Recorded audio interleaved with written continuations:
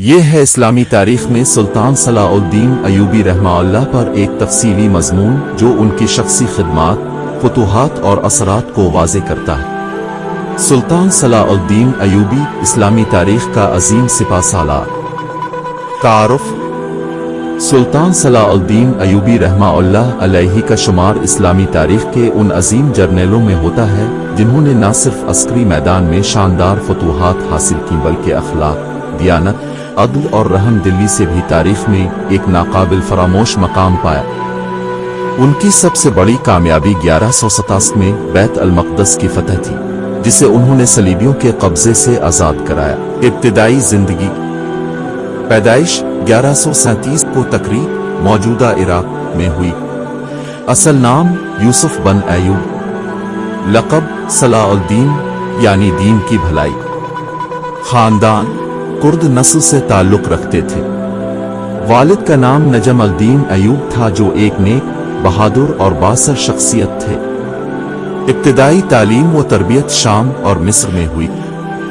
بچپن ہی سے صلاح الدین کو علم، ادب، دین اور فنون حرب سے دلچسپی تھی۔ ان کے چچا شوکاوو نے ان کی عسکری تربیت کی، جو نور الدین زنگی کے کمانڈر تھے۔ سیاسی و فوجی زندگی کا آغاز: صلاح الدین ایوبی نے اپنی عسکری زندگی کا آغاز نور الدین زنگی کے تحت کیا۔ شوکاوو کی وفات کے بعد صلاح الدین مصر کے وزیر اعلیٰ بنے اور جلد ہی مصر کے طاقتور حکمران بن گئے۔ مصر میں انہوں نے فاطمی خلافت کا خاتمہ کر کے اہل سنت خلافت کو بحال کیا اور خود کو خلافت عباسیہ کے ماتحت تسلیم کیا۔ سلطنت کی وسعت: صلاح الدین نے مصر، شام، یمن، حجاز اور شمالی افریقہ کے کئی علاقوں کو اپنی سلطنت میں شامل کر کے ایک متحد اسلامی سلطنت کی بنیاد رکھی۔ ان کی حکمرانی دمشق سے لے کر قاہرہ، مکہ، مدینہ اور حتی کہ موصل تک پھیل گئی۔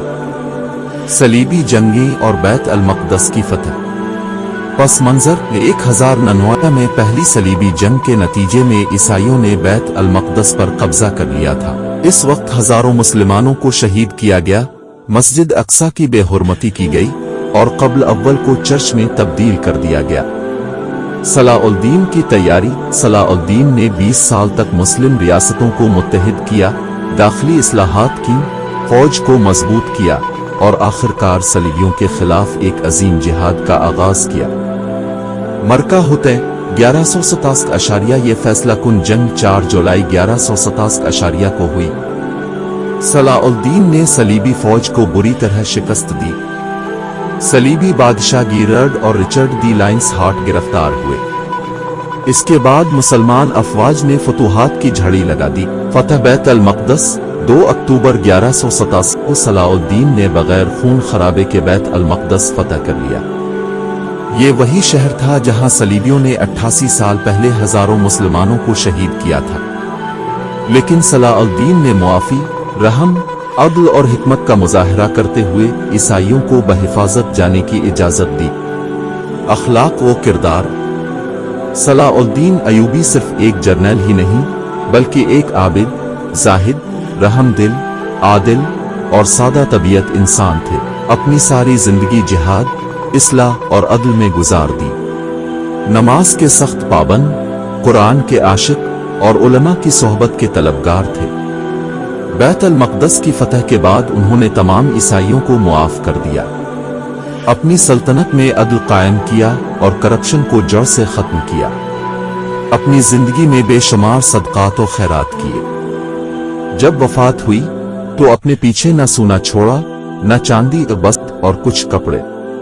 وفات: صلاح الدین ایوبی 4 مارچ 1193 کو دمشق میں وفات پا گئے۔ اس وقت ان کی عمر 56 برس تھی۔ ان کا مقبرہ آج بھی دمشق میں موجود ہے، جو مسلمانوں کے لیے ایک روحانی مقام کی حیثیت رکھتا ہے۔ صلاح الدین کی خصوصیات: وضاحت، اتحاد: مسلم دنیا کو فرقوں اور ریاستوں میں بٹے ہونے کے باوجود متحد کیا۔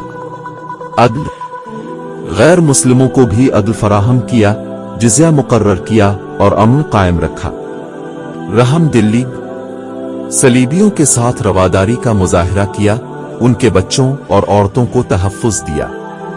عبادت، دین پر مکمل عمل، تہجد گزار، نماز باجماعت کے پابند۔ سیاسی حکمت، دشمنوں کو وقت سے پہلے پہچان کر حکمت عملی بنائی۔ مغرب کی نظر میں دلچسپ بات یہ ہے کہ عیسائی مورخین اور صلیبی دشمن بھی صلاح الدین کی شرافت، دیانت اور رحم دلی کے قائل تھے۔ رچرڈ شیردل، رچرڈ دا لائن ہارٹ نے انہیں عظیم الشان دشمن کہا۔ یورپ میں ان پر ڈرامے، ناولز اور تاریخی فلمیں بنی۔ آج بھی مغربی دنیا میں صلاح الدین کو ایک شریف سپہ سالار کے طور پر یاد کیا جاتا ہے۔ سبق اور اثرات، اسلامی اتحاد، صلاح الدین نے ثابت کیا کہ باہمی اتحاد سے عظیم فتوحات ممکن ہے۔ عدل و رحم، حتیٰ کہ دشمن کے ساتھ بھی انصاف اور رحم ضروری ہے۔ دینداری، علم و عبادت کے بغیر قیادت ادھوری ہے۔ مثبت حکمت عملی، سیاسی بصیرت اور دور اندیشی ایک کامیاب لیڈر کی پہچان ہے۔ جہاد فی سبیل اللہ، صلاح الدین کی زندگی اس بات کا ثبوت ہے کہ جہاد صرف تلوار سے نہیں بلکہ ایمان، حکمت اور نیت سے بھی ہوتا ہے۔ نتیجہ، صلاح الدین ایوبی رحمہ اللہ نہ صرف اسلامی تاریخ کے ایک شاندار جرنل تھے بلکہ ایک عظیم انسان، عادل حکمران، خدا ترس بندے اور امت کے سچے خادم بھی تھے۔